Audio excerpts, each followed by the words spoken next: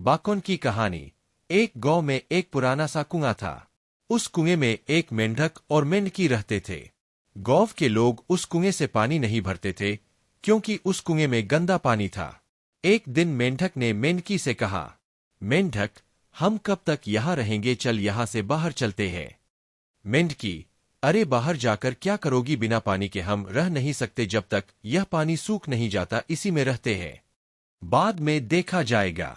लेकिन मेंढक नहीं मानता और वह मेंढकी से कहता है, मेंढक सुन मेंढकी, मैं बाहर जा रहा हूं, अगर सब कुछ ठीक रहा तुझे बुला लूंगा। मेंढकी, सुनो, कोई परेशानी आ जाए तो मुझे बुलाना, मैं तुम्हारी मदद करने आऊंगी। मेंढक बड़ी मुश्किल से दीवार पर चढ़ते चढ़ते कुएं से बाहर निकाल गया। बाहर आकर उसने देखा कि जमीन तो बहुत बड़ी है और उससे भी बड़ा आसमान है। हमें तो कुएं से छोटा सा आसमान दिखाई देता था। वह फुदकता हुआ किसी तालाब की खोज में चल दिया जहां वह रह सके। कुछ दूर जाने पर उसे एक तालाब मिला। वह तालाब में कूदने ही वाला था कि तालाब में से आवाज आई। मेंढक आवाज सुनकर डर जाता है।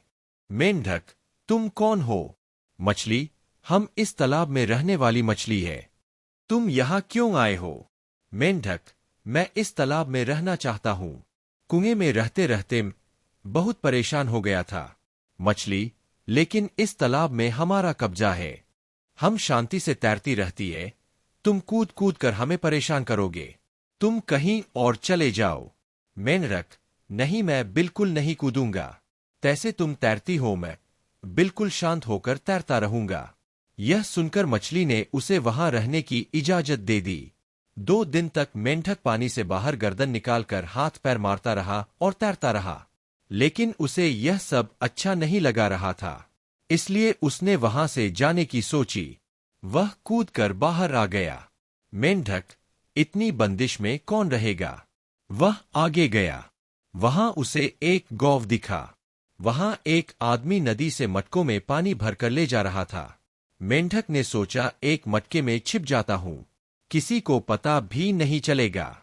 मेंढक चुपके से एक मटके में बैठ जाता है। वह आदमी बहुत से मटकों में पानी भरकर उनका ढक्कन लगा देता है और गौव की ओर चल देता है। मटके का ढक्कन बंद होते ही मेंढक घबरा गया। उसने बहुत कोशिश की लेकिन वह निकल नहीं पाया।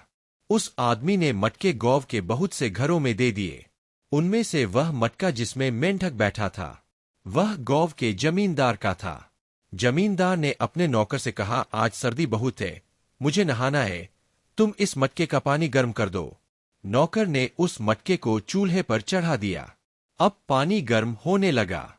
मेंढक ने सोचा, आज तो मर ही जाऊंगा, अब कुछ नहीं हो सकता, मटके का ढक्कन बंद है।